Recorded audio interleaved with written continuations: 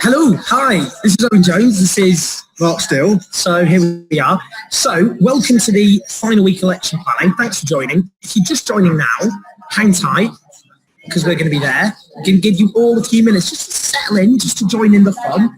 And in the meantime, say hello, say where you're from in the chat box.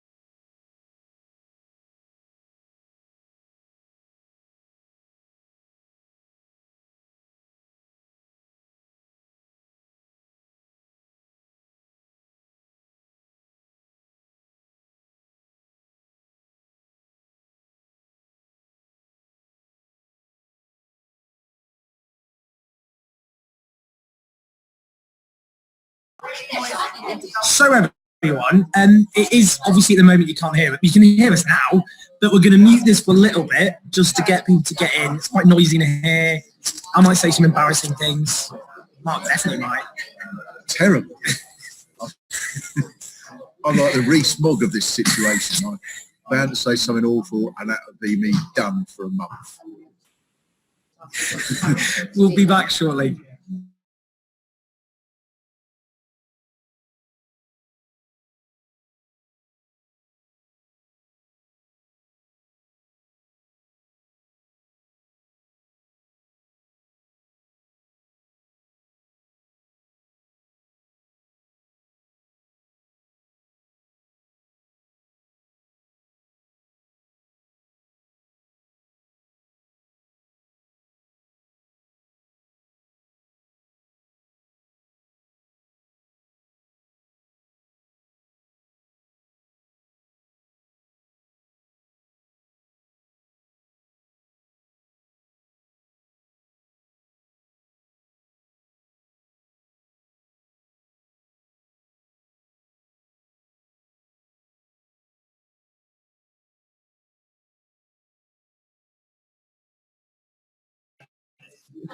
Right, everyone, we're starting. Can I get a big cheer from the room just to get a bit of atmosphere? Come on, everyone.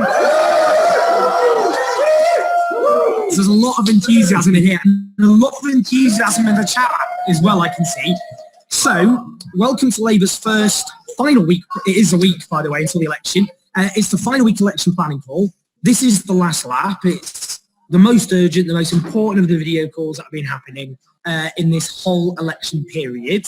Who are we going to hear from tonight, Mark? What's going on? All right, here's all the people that we've got. So we've got Marianne, who is organising all of this, and Angela Rayner, who is the Shadow Education Secretary, and well, we all hope is more than Shadow Education Secretary in 8 days, a week and a bit, and Mr. John Mcdonnell. John Mcdonnell as well. It's like a very hammy game show all of a sudden. Yeah, that was the Radio 1 equivalent. That would be, if this was a Radio 1 road show, then the words John Mcdonnell would mean the same as Ollie Murs. That would be when everyone... He is the Ollie Murs of the left. I've always thought that. Most importantly, we're going to tell you what you need to do in the final week of the campaign to win for Labour. So we're here today because this is, as I keep saying, it's the last lap. Tomorrow, brace yourselves, everyone at home. There is 1 week until polling day. This is it. 1 week left. This is the most crucial week of the campaign. So we've all got to do everything we need to do in the final week. So what are the 1 week? What are the key things in the 1 week? The key things in the 1 week. This is a list of things 1 week to do to kick out Boris Johnson. I took that as red.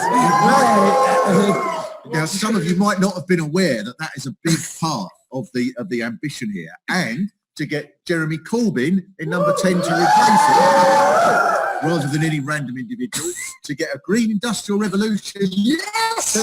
Come on!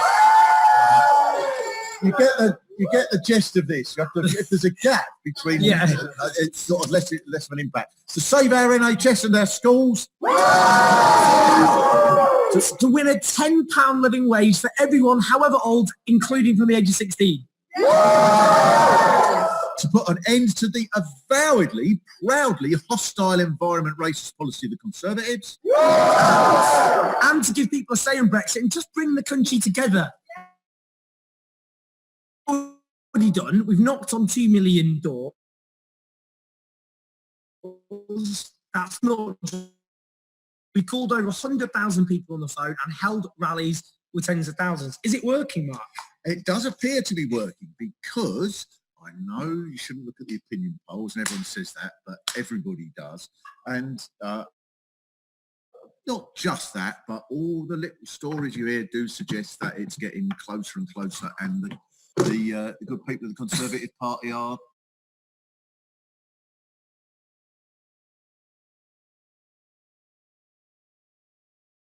So during this call, we're going to ask you to do something big, which could make all of the things, the exciting thing we've all been cheering here, a reality. We're going to ask you to commit to taking polling day off, or we can both see ugly mugs in big there. Not his ugly mug, I was talking about myself. We're going to ask you to commit to taking polling day off and spend the day getting out the Labour vote. Now, this is a big ask, but there is quite a lot at stake.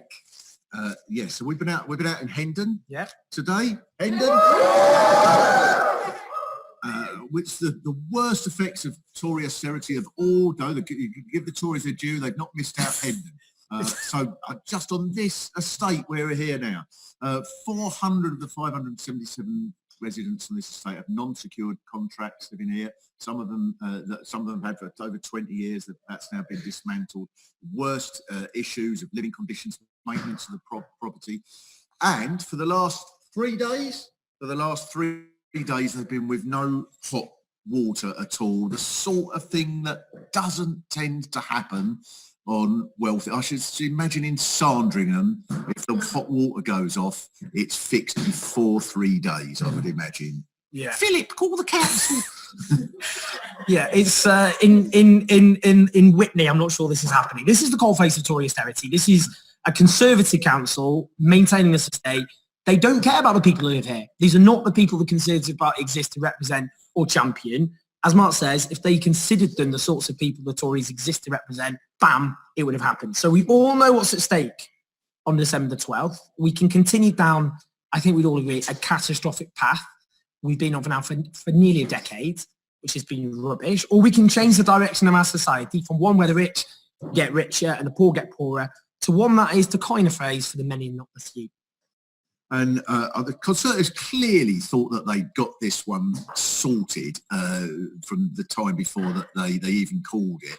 You might wonder if it's, they might not have thought that, if only there was some recent example in history in Britain of the Conservatives calling an election they didn't have to call because they thought that they were going to win it because they were 25% ahead in the polls, and then somehow didn't get a majority at the end of it. But clearly, the history books don't go back that far. But the same thing could well be happening, and we know that the voter registration for young people has been enormous, even more enormous than before. We know that in all likelihood that if you're under 25, the chances are you're going to be voting Labour, I would hope, almost certainly, and that's going to make a big difference as well.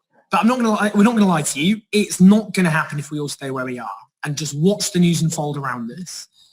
This is how real, worthwhile radical change happens. So we're all going to have to step up now, all of us. I know many of you are already stepping up. You've already done a huge amount, but this is the biggie. And that's why we're here today. We're here today to all make a pledge about what we're going to do on polling day. And the amazing thing is we have so many people on this call. I mean, we've got, wow, it's still climbing, well over 1,200 people. So there's a lot of people in this call already. And I can just think now, if everyone takes that one day off, if you can, all over the country, that's going to make a pretty whopping impact. it's so utterly crucial. I know people always say this, all the thing is get in the vote out, but obviously that is just so important. That's such a critical part of it all, to just make sure that all the people who want to vote Labour, who feel like they should vote Labour, every single one of them is dragged to the, well, hopefully they don't all have to be dragged, but encouraged to go to the polling station. So people taking the day off on polling day is vital. So we're going to have John Mcdonnell, but just let's just kind of talk about it. So I think it's important to, I can hear myself. That's not, I'll just get through it.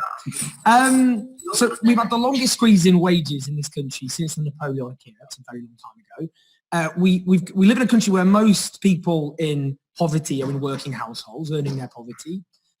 We've got child poverty going to the highest level for 6 decades.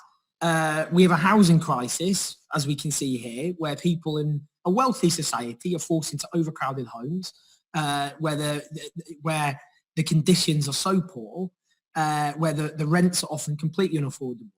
This is a wealthy society, one of the wealthiest societies that has ever existed. You shouldn't have a single kid in poverty. You shouldn't have a single person on a waiting list for a house. You shouldn't have a single person in an overcrowded home. And what we're talking about in this election is a very wealthy nation with all the wealth, with all the talent, with all the resources to overcome these problems, that everyone in work should have a genuine living wage, regardless of their age, that we should ask those at the top who are doing quite well, let's be honest. So not the 95%, they should have their taxes frozen because of the cost of living crisis. That top 5%, pay a bit more money. We can end the crisis in that NHS and stop it being sold off to Donald Trump and his mates. That would be good, wouldn't it?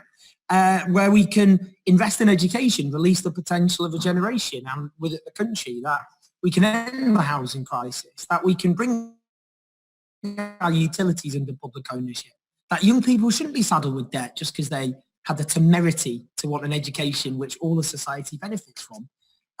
Instead of being saddled with debt, that we should fund education with progressive taxation. That the climate emergency, which threatens our existence, shouldn't, instead of being resigned to something that could destroy humanity, that we use it as an opportunity to have a green industrial revolution to create hundreds of thousands of jobs in renewable energy. We actually have public transport that, that is actually affordable and decent and good, instead of people having to go out on their cars. These are all within reach, so within reach. And instead of the rich running riot, instead of scapegoating migrants and Muslims and refugees and benefit claimants, all the problems caused by the people at the top, we could actually start dealing with these problems and challenges. And, the other worry is the Tories haven't written much in their manifesto. It's a flimsy document. I don't think that's because they actually lack ideas. I think the likes of Boris Johnson, Dominic Raab and Priti Patel and Liz Truss and Michael Gove, I think they've got quite a lot of ideas about what they were doing. Well, some of them they have sort of published but just hidden. Yes. Like, I love the idea that Matt Hancock's the health secretary, when he said it's completely ridiculous to suggest that we've got any plans to sell off the NHS in a trade deal with Trump, because the documents about the trade deal with Trump only mentioned the NHS 4 times. Because if you see a document and 4 times something's mentioned as a trade deal, that clearly isn't part of the trade deal. Yeah. I was saying anything today. If someone says to you, I'm going up the shop for a packet of biscuits, I'm buying a packet of biscuits, I'm buying a packet of biscuits up the shop, you'd be a total idiot to think, I bet he's going up the shop for a packet of biscuits.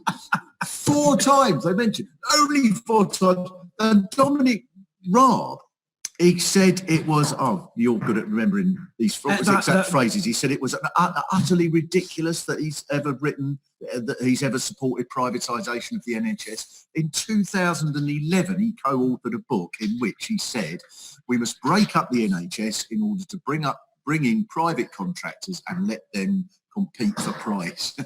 And then when he was said, well, you've shown this, so clearly you have supported privatisation of the NHS. No, that's ridiculous. That's lying. This is the modern world we're in. It's ridiculous. Maybe their thought process might be, look, you all know that we lie all the time, and I said I wanted to privatise the NHS. So clearly I don't want to. Maybe that's his thought. Yeah, it's this outrageous idea that politicians who've consistently written in support of privatising the NHS actually might believe in privatising the NHS. Sometimes you should just believe what people actually say sometimes. That is in there. Clearly, all of these things and nasty things we haven't even thought of are part of it. And the viciousness of the next week, I think, is going to be even more than it's been up to now. I love that the Daily Telegraph had on the front page that Labour's document about the trade deals came from the Russians. And this is, you've worked really hard for that, especially as there really was an actual document about Russian involvement that the Tories have suppressed until after the election. It's almost like they're going, we're going to find the things that people don't like about Boris Johnson and try and make them think it's actually Jeremy Corbyn. Tomorrow the will say, Jeremy Corbyn won't say how many kids he's got. It is ridiculous and preposterous, but I don't think they will do that at the press because they've basically got them in the bag, haven't they? Which is why you're so important, because the entire press pretty much is operating as their campaigning arm. But, right, what we're talking about today is polling day, and we want people to take a day off to make history.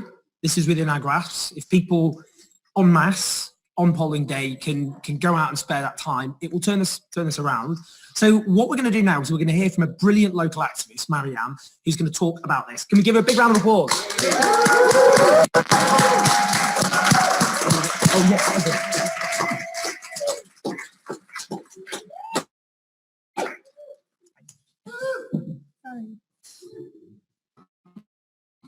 Hi guys, so I'm here to talk to you about why you guys should take polling day off. So I've got in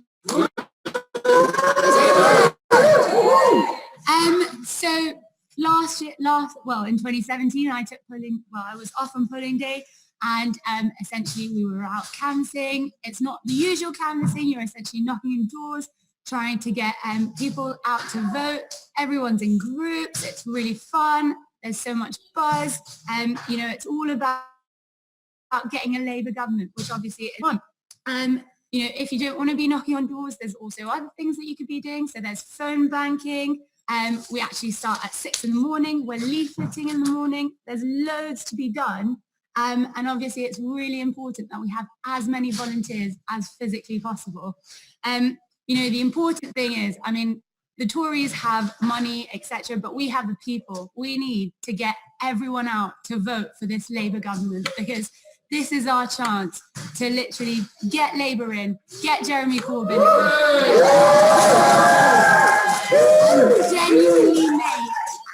and genuinely make a difference to our country, because we've had enough of this Tory government. So we just need to get as many people out as physically possible. If you sign up on the form online, you'll get all the details you need, and we just need as many people as physically possible. Please, please, please take the day off on polling day and come and join us. Go and join your nearest marginal, go and join wherever they need the help to get the vote out. Let's get Jeremy in.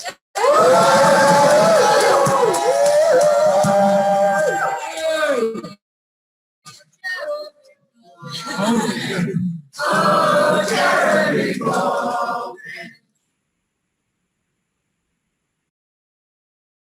tune of 2017 making a re-emergence there. And it's the same energy. You can feel the same energy that we felt in that election campaign. So we are doing incredible work so far, but the next week's going to go down in history.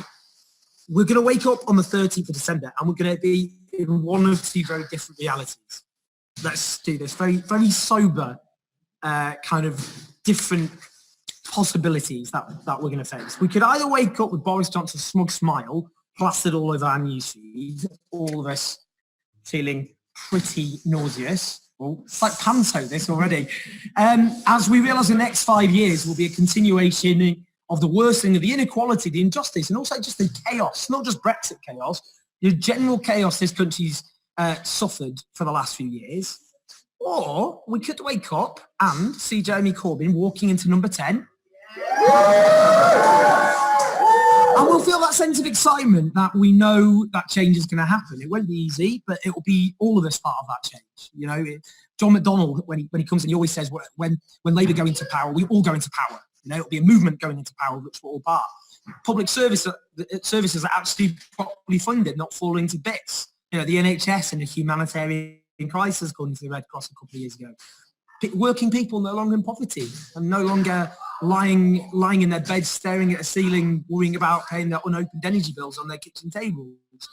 Like kids' schools will actually have the resources to teach them properly and release the talent and potential they have. And the climate catastrophe facing all of us will be averted. No one having to rely on food banks. I mean, just think about it. It's one of the wealthiest countries in the world. You've got hundreds of thousands of people unable to satisfy the most basic need of all. And they don't care. That's the most frightening, is that the government doesn't even seem to care about that. When it's raised, they dismiss it. Dominic Raab said that people go to food banks because they've got a cash flow crisis, which is, I don't know, you should maybe go to some food banks. Yeah, I suggest that. Yeah, just see how that goes down. They don't care. It's not people that they care. It's not their background, they're from, everything about them that suggests that that's not there. They're just not bothered about that. And I think that the one thing every one of us, not each one of us can't by ourselves transform the election, but the thing that will really, whatever the outcome of the election, you want to be able to wake up at the end of it and say, I did all I could.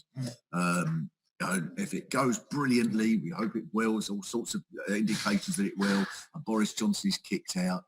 You don't want to be thinking, oh, I wasn't quite part of that. Obviously, none of you are going to be like that. This is why you're on here. But you want to have given it everything you can, I think, to make that happen. We'll be able to look people in the eye and said, we did something. We fought back and managed to turn the tide. And, there's other stuff, the National Education Service, cradle to grave, utilities and public ownership.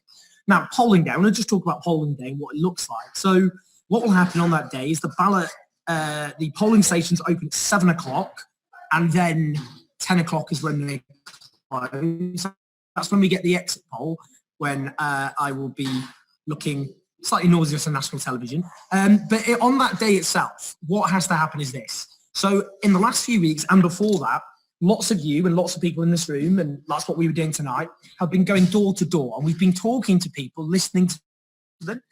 We've been trying to have conversations to try and persuade people to back Labour. And we've also been identifying where Labour voters actually are. Now, why is that important? It's important because elections partly are a battle of turnout. The Tories hope and have tried to make the system as such that poorer people and younger people and people from minorities are less likely to vote, that richer people will come out, people who haven't suffered the consequences of the last few years, and they hope that it will be the people Labour exists to represent who will vote the least. And they've changed, we all know, registration and so on to make that harder. So what happens on polling day, and this is why it's so important, is we need to get as many people out as possible to identify where we know Labour voters are, Labour supporters are, and ask if they've already voted, and if not, to ask them to go out and vote. And we get that information, and what we do is we put down when we know people have voted, so we don't bother them again, and then we can just redirect our resources to all the places where people haven't knocked on. People don't often remember. They're like, oh, I haven't gone out, or people need a bit of encouragement. It's cold. It's not the most ideal time for an election. So polling day is so important because it's about turning our vote out. It's ensuring that people, and what there'll be as well on polling day, sometimes it'll be giving people a lift, for example, or if they need a lift,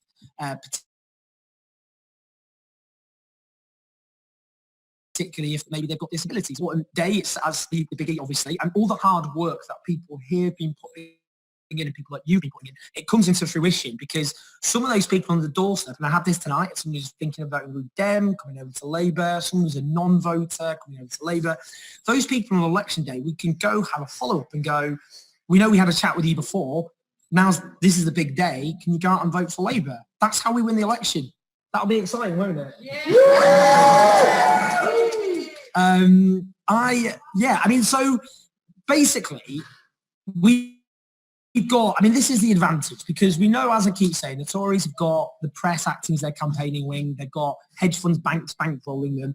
They're using that to bombard people with adverts on Facebook at the moment saying, I don't know, Labour's going to nationalise everyone's mothers. And what this will mean is having this grassroots army will turn the vote out. I've got some very exciting news now, by the way. Brace yourselves, everyone. No longer have to listen to me away. So we've got none other Then the People's Chancellor John McDonnell. Two things. One, I've just come back from Birmingham, but also I've been meeting a group of local residents next door. And this is why we need a Labour government. They're a group of local residents who are living in Barnet Council accommodation. Barnet is a Tory council. It's notorious for the way in which they treat tenants in particular. And they're living in appalling conditions, overcrowded, insanitary, vermin, cockroaches, rats, you name it. But at the moment, they've got no heating. And so the council, after lots of badgering and campaigning by local residents, have slowly been giving out some forms of heating. But this is classic Tory policy, both national and locally. These estates are supposed to be regenerated, but it's taking years. And the regeneration effectively means moving the existing people out, because none of them have been given secured, well, very few of them have been given secured tenancies. So the council thinks it can do anything with them. They're shipping them out, and you know what will happen. There'll be land sold off to private developers, and there's no security that the people who will be moved out will be properly housed or given security in the future. But in the meantime, they're in accommodation, which is freezing, vermin in many of the others, windows that are insecure and unfitted, and the whole property insecure. This is abysmal. So that's why we need a Labour government. We need a Labour government, first of all, to give people secure tenancies. Secondly, to make sure councils I'm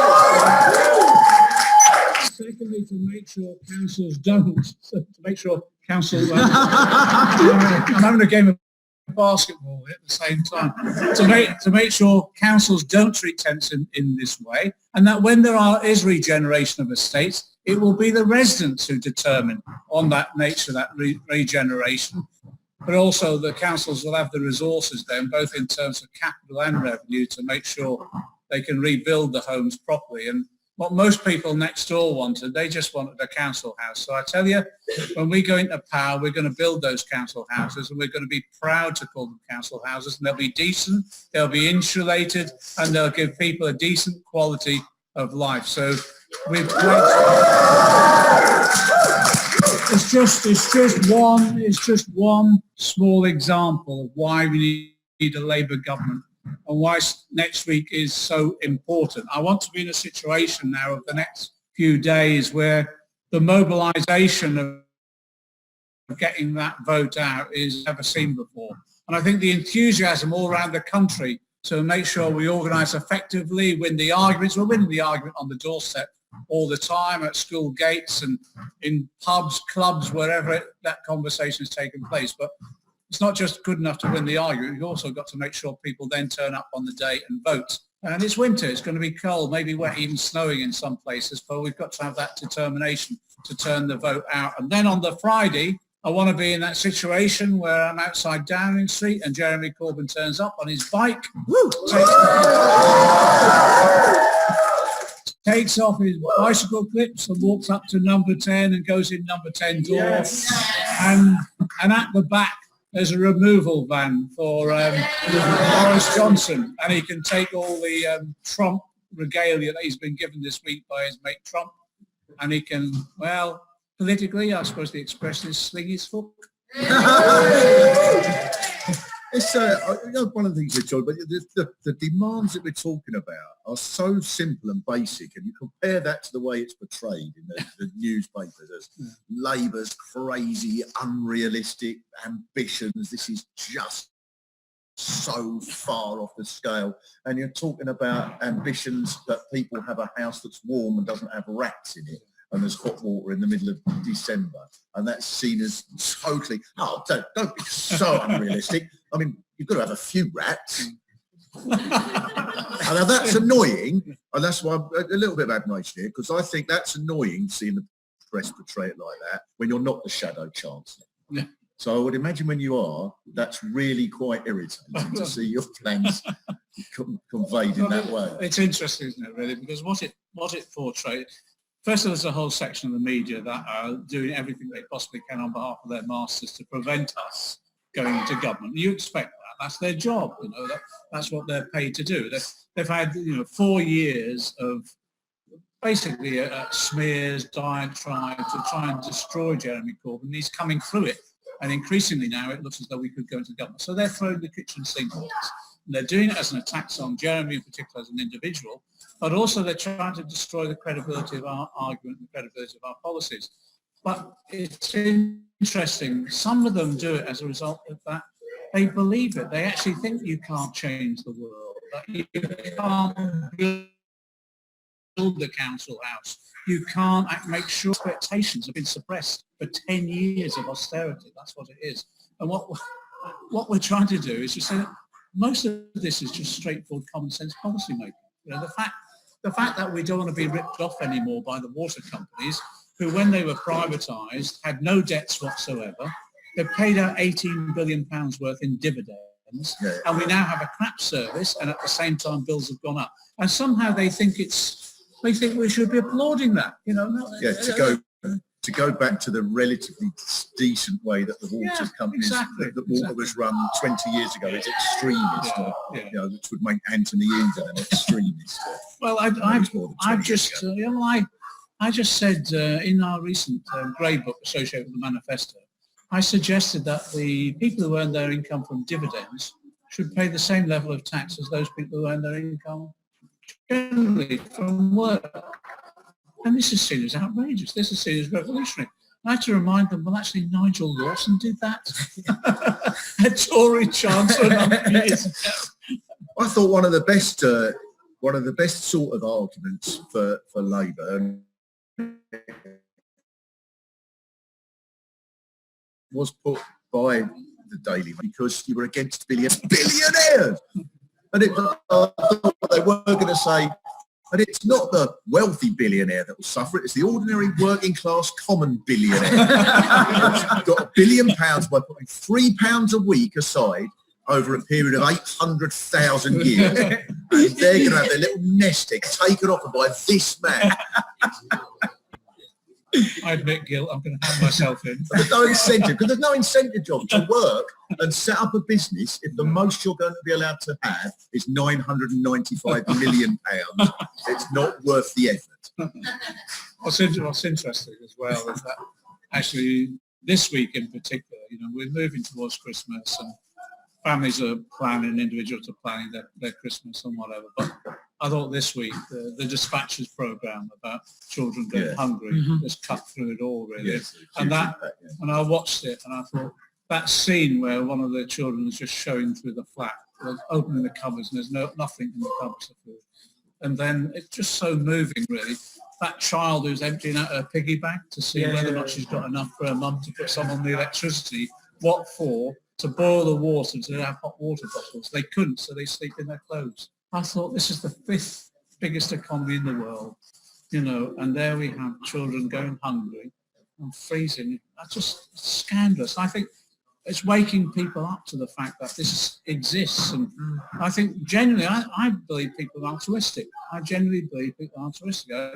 And they don't walk on the other side. They want something done about it. They've got to cut through all the bluster and all that from Boris Johnson to say, we can do this, we can change things. So on that, I mean, these are the injustices that fire you up. This is the basis of the movement that all of the people here are part of. And we know what we're up against, most of the press, not massively on side, acting as a Tories campaigning wing, hedge funds, bankers, bankrolling them. How important is the people power, which the people in this chat are part of, in terms of going out and knocking on doors and talking to people? How critical is that given the massive force that is directed against them in that way? Well, let's be honest with people. That, you know, we're up against a huge amount of resources pouring into the Tories from hedge funds, huge amounts. They'll always outspend us. They'll always do that. That's the first thing. They control most of the printing press. We know that. And actually, the printed press now, I think, has gone beyond anything we've seen before in the vitriol and the invention and the lies and smears, etc. And it isn't just the individuals, it's their families and all that. So that's it. But that infects the broadcast media as well, unfortunately. Even though legally we get some semblance of balance during an election campaign, nevertheless, the broadcast media do often take their headlines from the written press, and a lot of that's controlled by the right. We know that. But the one thing they haven't, on social media, we've got an element where in social media, we've been incredibly effective because of the creativity of our members, basically.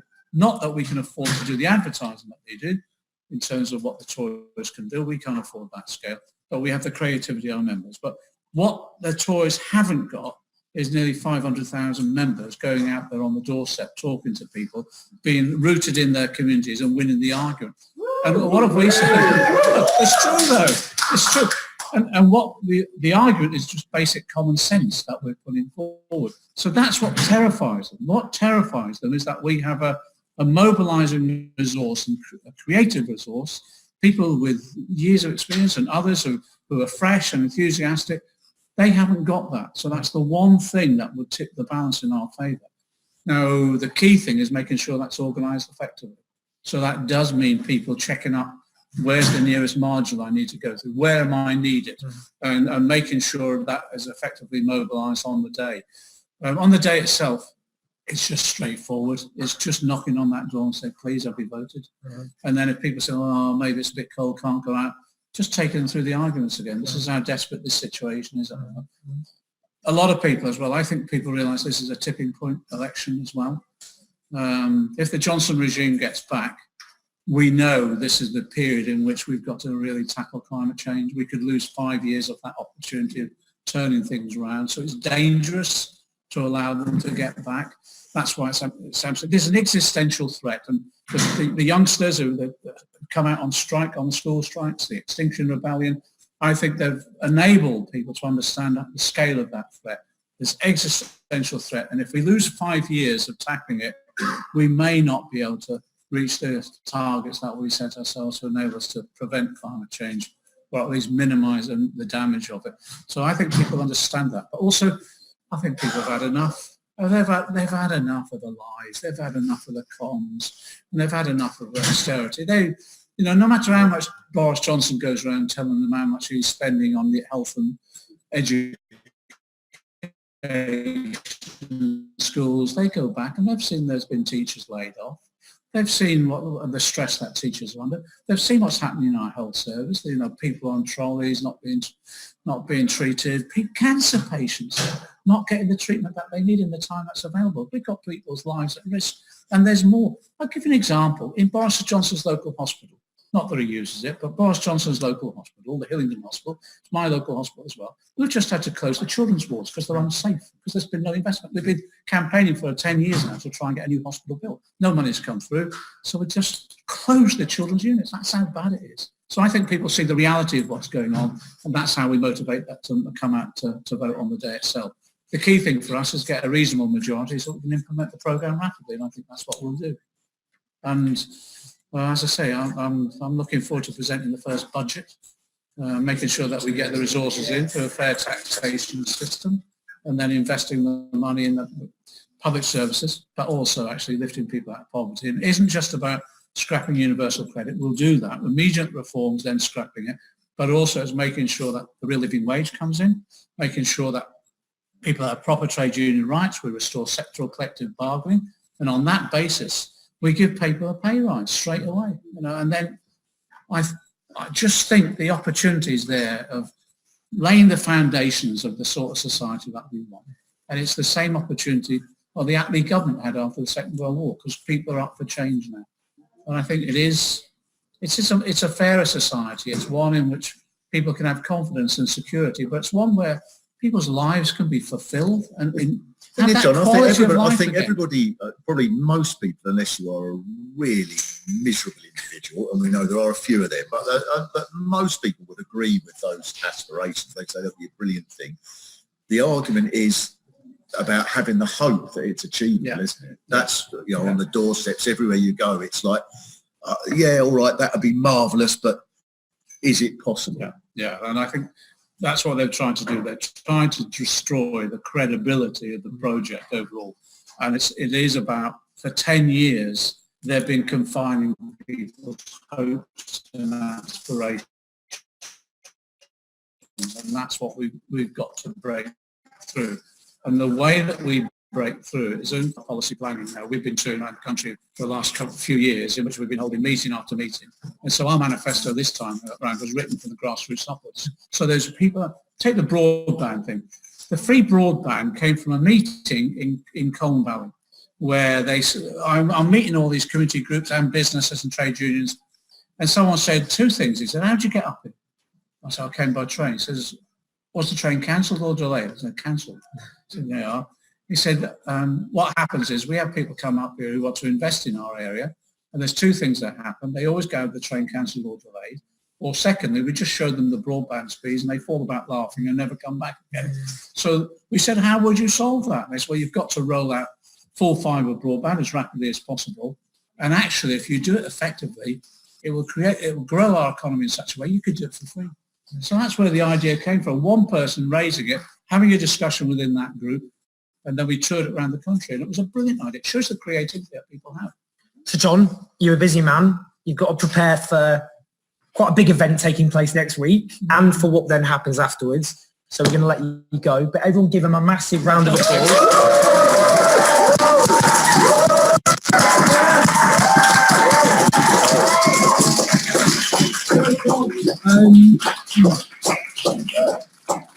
So, before I carry on, we've got Angela Rayner still to come, the soon-to-be Education Secretary. But I want to ask in this room, is anyone taking polling day off? Yes. Now, that is the example we want people to follow. That is a glorious example. Look at their faces. Come on. So put your hands up again. Give me a cheer. Look how excited they are about massive difference. Each one of them will be able to speak to dozens, if not more, of people. And in every constituency, if you think about that, if one person can talk to, in a day, dozens and dozens of people, and that together will be hundreds of thousands, millions and millions and millions of votes, and that will make a difference. But you talk a bit through again. I went through what polling day will mean, what we actually do on polling day. Should we have a little recap? Just the gist of it. Right, where do you want me to start? Oh, in this. Right, here we go. There's so much red. Okay, so we're going to start. I want you all to be doing everything you can, talking to as many people now, between now and polling day, because every day we've got hours and hours in the day and millions of people to talk to, whether that's doorstep, phone banking, using dialogue, around the dinner table, the pub, the bus stop, lovers, ex-lovers. We want you all to be taking at least one action a day. That means talking to people. And that's taking polling day off to spend a day volunteering to get the Labour vote out. And that for the past weeks, months, years, local teams, including many of you watching this now, you've laid these foundations. You've been knocking on those doors. You've been phoning those people to find out who in the constituency is planning on voting Labour. So we've got a really solid data now on lots of people voting Labour across the country. So we know that if everyone is planning to vote Labour actually goes out and casts their ballot, we'll win. I mean, that's quite phenomenal. There are millions of people who've said they're going to vote Labour. The issue is getting them to come out and vote. So we need to go around and knock on the door of every single Labour voter, millions of them, to remind them to go out and do it. It's a massive operation. It is a biggie, and it could make or break this election. It could determine which of the feelings we feel on 13th of December. One of them will be not good. One of them will be 2 thumbs up and a big old grin, and we'll be feeling, I will have a very bad hangover. It could determine the future of this country. So we're asking, it's a big ask. You commit to taking that polling day off to volunteer to win for Labour. Every one person who takes a polling day off means hundreds of new voters we wouldn't have spoken to if you hadn't taken that day off. So that's a really, really important thing. Now, what you need to do is go to the link. It's been posted in the chat now to sign up. That's here, isn't it? Yeah, go on. What's the link? It's labour, labour.org.uk/election day.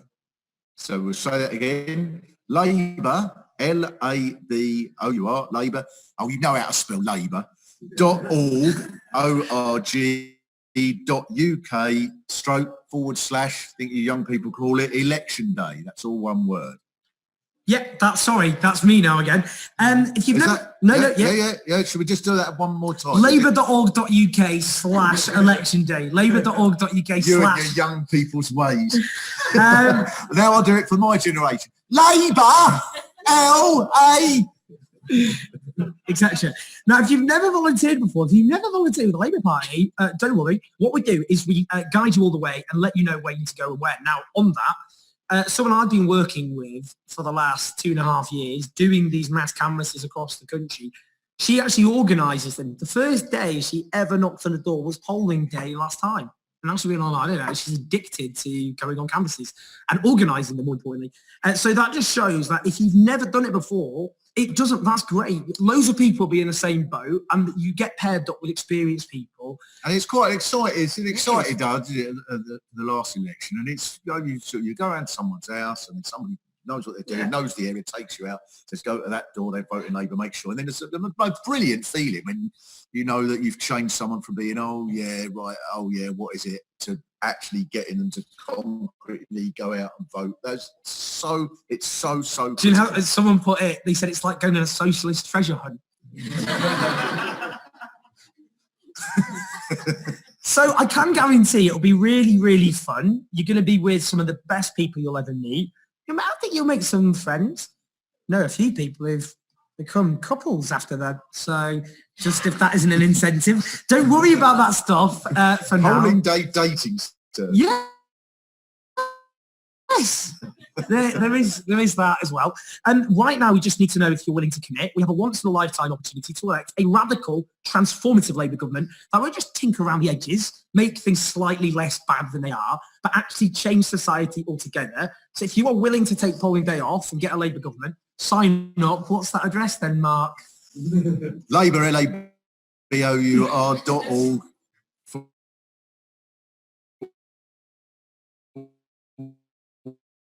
/election day. So let's out the UK.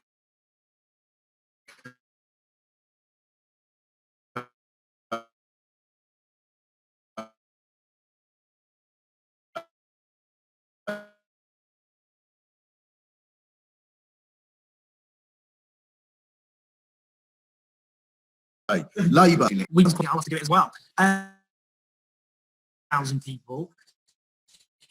Imagine if all of you take polling day off, we'd flood the streets. I mean, that is, every one person will speak to hundreds of people that day, get hundreds of people out, and that will change this election. So, and what else could any of us say which is better than that?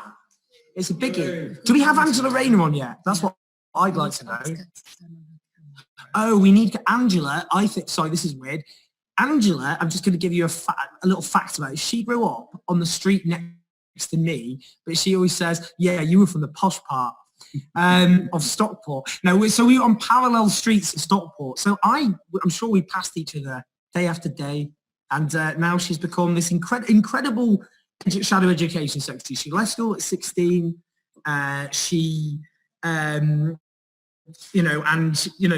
working class single mum who's become this absolute pillar of this whole movement and project. And she will be this incredible, inspiring education secretary who from her own lived experience knows, the role that a Labour government can make in terms of having a huge transformative impact on people. So I'm just showering you with praise in the hope.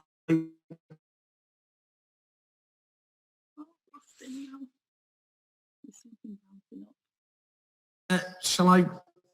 I'm literally gonna text her. Angela, are you there? Are you there? Here we go. On the chat. So I'm just letting her, just asking, see if she's there. Angela, can you hear me? We love Angela, don't we? Yeah. I'm sort of willing her with love, just willing her with love and affection. Education is very important. I'm just gonna drag this one out until she arrives. So in terms of education, I mean, talking to Stockport, where both me and Angela are from, and the school I went to. Which bit were you from? I was from Cale. Vis-a-vis the posh part or the poor. The reason this is quite funny, so I grew up in the centre of Stockport, Cale Green, Edgeley. But thankfully ex-Labour MP, he left the Labour Party, stood as an independent, got about 300 votes. He once accused me of being a posh part of Stockport on air because he was backing some of George Osborne's benefit cuts. And Mark wrote a hilarious column about it, about the Stockport Review.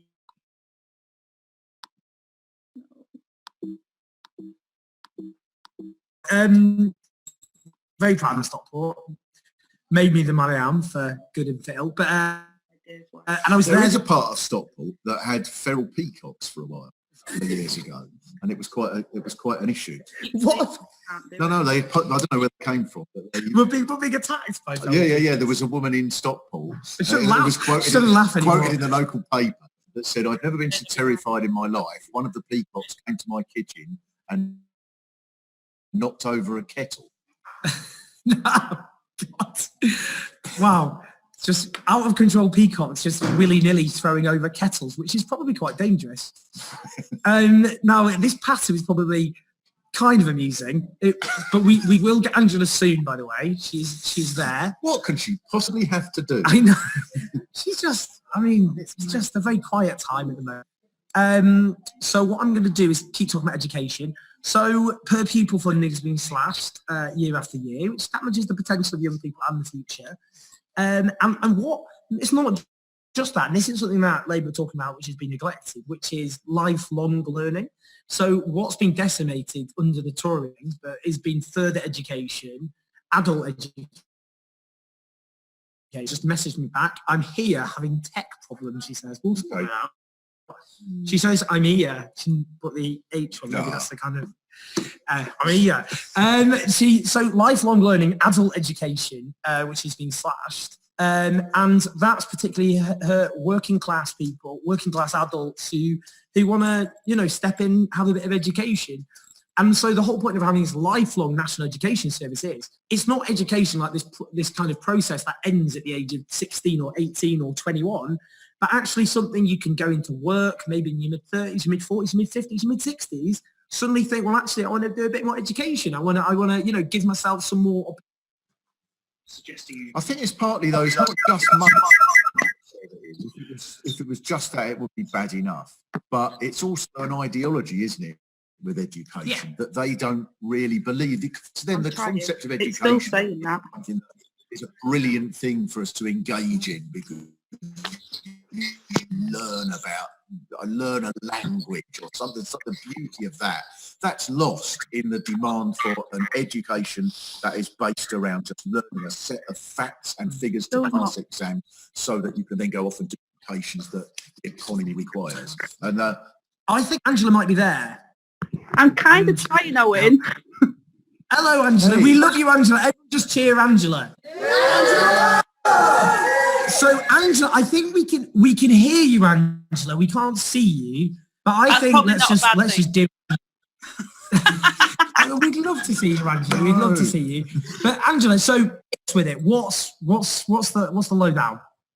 Oh, well, it's been really exciting. It's probably a good thing that you can't see me, because I'm probably looking a bit haggard because I've been on the road a bit over the last couple of weeks. But you know what? On the streets, talking to people up and down the country, we're definitely going to win this. And it's much better than in 2017. I think, our key marginals that have been visiting, the mood on the street is really upbeat. And I've never seen so many volunteers as we've had. So everyone who's on this call, thank you so much, because you've kept us all going. You're amazing. So, Angela, what, in terms of the education plans, do you want to just talk through kind of what's the sort of thing that should really inspire people?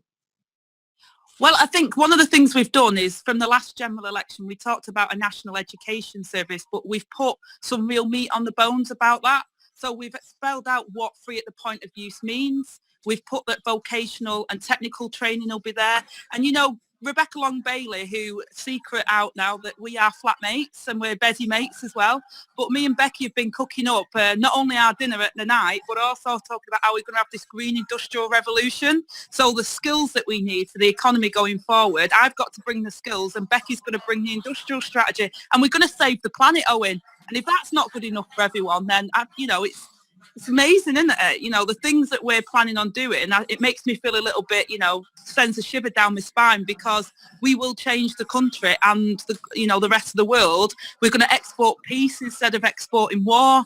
And we're going to really do this. I'm really excited about it. I've been spending 4 years feeling like, it's been a real slog in Parliament. We feel like, the Tories keep voting everything down that we think could be really good for us in our opposition day debates. But we're going to be the government soon, and I can't wait to do that. So, I mean, that's very inspiring. And part of this, obviously, we've got this mass membership. And I just want to ask you, why is that so important? Because we know that the Tories have quite a lot of very powerful people on their side, including much of the press. But how important is that mass movement of people? It's really huge, Owen. And, like you said before, me and you have got a connection because we grew up together. You were in the posh bit, by the way. I still believe that's the case.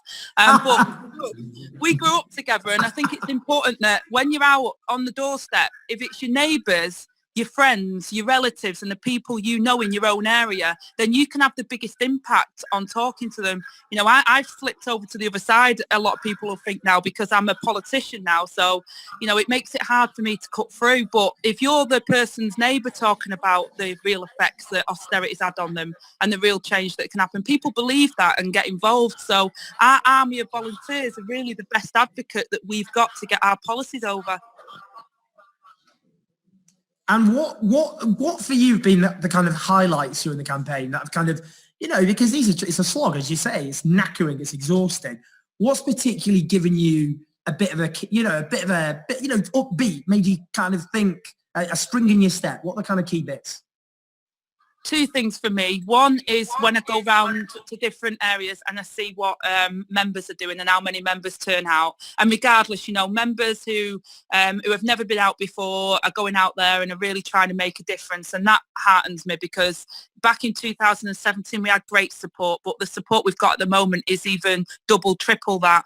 And then the other thing is, Jeremy was on the ITV on Good Morning Britain this not long ago. He was on the sofa and stuff. And when you hear Jeremy speak, regardless of how low the media or others will go, Jeremy's principled stance and his good nature, I think, comes through. And I think that it shows everybody that actually politics doesn't have to be backstabbing and nasty. You don't have to lower yourself to that level. You can actually rise above it and show people that you genuinely care. And I think that's the one thing about Jeremy as Prime Minister you get, is somebody who actually really cares about ordinary people's lives. Hello, Angela, it's Mark here. I've just been looking at a couple of the messages that people have been sending in. I just want your response to one of them. One has been asking about what you would do about academies and hoping that there wouldn't be academies. Yeah, well, academies... Sorry, you're breaking up there. Sorry, academies, we've said that we would stop any more free schools and academies, that we will no longer have that programme. We want state community schools, and people can have cooperative schools as well, but they would be the two modes, and that we will bring in legal framework, which doesn't currently exist, to bring back those academies that want to come back as part of the portfolio, and any that don't will have to go by the common rules as well. So basically they will be controlled by a comprehensive state system. Woo! Everyone. So, Angela, I know you've got to go back fighting for socialism and all of that. So I think there's a lot of appreciation.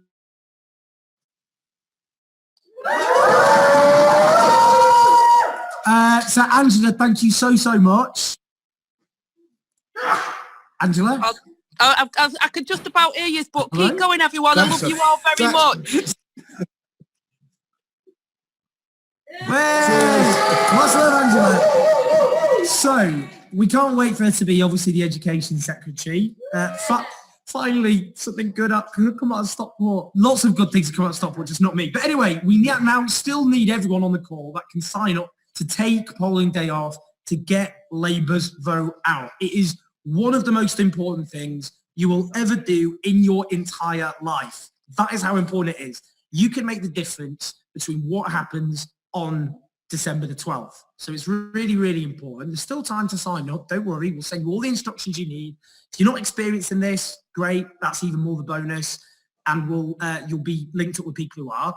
Go to labour.org.uk/election day. We've said that a lot, but it's worth repeating. and share that link. Share that link with passive-aggressive messages to your friends, everyone you know. Just really encourage them. Kind of give them a kind of, please do this. You can make history. Let's do this together. I think there's no, I mean, the one thing that's true throughout history, anywhere in the world, no even vaguely radical government has been able to do anything without a movement behind it. It's not possible for a group of people to just float their way into government and then carry out on everybody else's behalf a series of measures to transform society away from being for the few to the many at the bottom of society. It's not possible for that to happen without a movement behind it, not just to get elected, but beyond that as well. And so it'd be brilliant. The more people that are part of that, the better it is, not just even for the election, but beyond that as well. So we're feeling very hopeful indeed, full of optimism, and that's down to you people. It's down to people in the stream, people here as well. You're making this possible. You're changing the country. Let's go out there full of hope, full of optimism, and let's win for the residents of Graham Park here in Hendon and for the many. Big round of applause.